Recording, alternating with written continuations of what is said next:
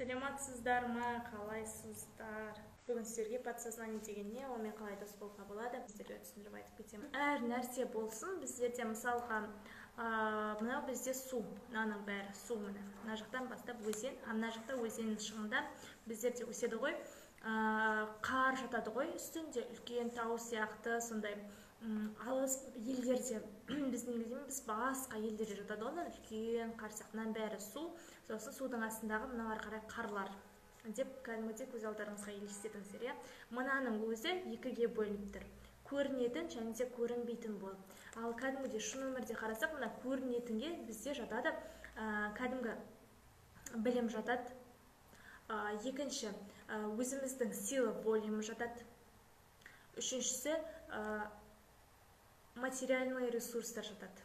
Материалды ресурстар жатады, иә. Үш нәрсе жатады екен, көрінетінге, яғни көрінетін ол бізде тау, кәдімгідей бөктерін деп алатын болса, су былайынан ағып жататын болса, оны яғни үсті. Былайынан алынғандағы үсті тек қана.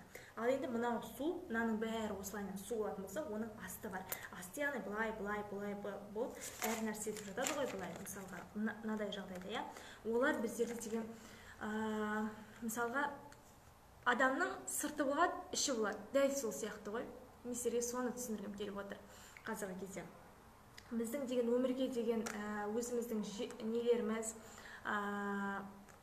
арман мақсаттарымыз қойған, өзіміздің әр күні өзімізге правила қоямыз ғой, сол сияқты өзімізге дейінген де кәдімгідей деп мынаны орындаймын деп кәдімгідей қоятын өзіміздің әртүрлі правиламыз, өзімізді шектеулі болады, шектейтін нәрселеріміз, мына отбасыдағы жағдай әртүрлі, солар, сосын негативті эмоция болсын, негативті әртүрлі жағдайлар болсын, соның бәрі, сосын эмоция өзіміздің, сосын әртүрлі күдік, қорқыныш, сосын өткен шақ, яғни өткен шақтағы сіздердің осы күнге дейін жеткендеріңіз.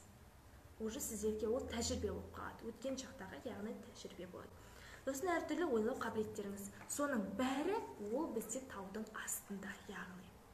Ол бізде көрінбейтін, ол бізде дәл солар ғой, сол сияқты ғой, қараңыздар, мысалға, көрінбейтінге шындапта өзіміздің эмоция, реніштеріміз, өмірге деген көзқарастарымыз, соның бәрі жатады. Ал біздің көрінетін, яғни сыртымызда ол біздің күнделікті аяқтарымыздың басқан шақтарымыз, жүріс-тұрыстарымыз, білімдеріміз қойылған кәдімгі, соның бәрін, сосын күлемдейміз, бейне бәрін соған жатқызуға болады көрінетінге. Ал көрінбейтін ол бізде жан дүниеміз екен. Бізде соны ең басында түсіндіріп кеткен болатын. Біздің ұстаз яғни көрінетін, көрінбейтін еді. Содан кейін барып бізге түйсікті түсіндірді. Яғни түйсік ол бізде алып үлкен мынадай сияқты мысалға. Қазір естеріңізге суретін салып қойайын.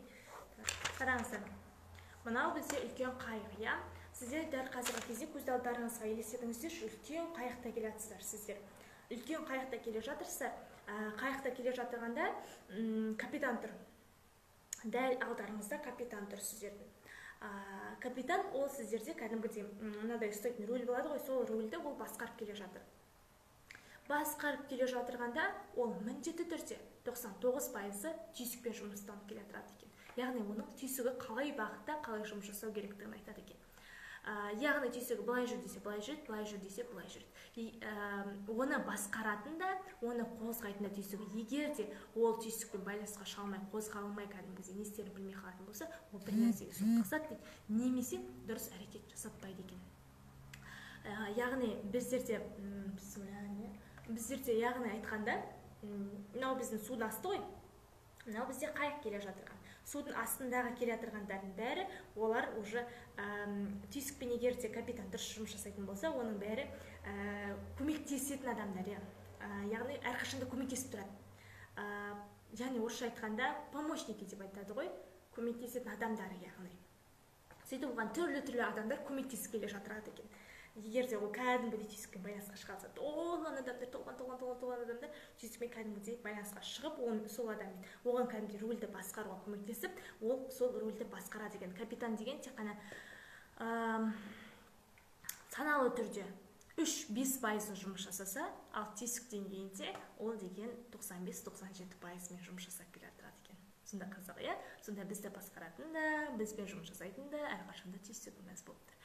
Кей кездері біз барлығын саналы түрде дұрыс жасағымыз келгенімен, әрқашанда біз түйсік деңгейінде әр нәрсені жасап қоюымыз мүмкін.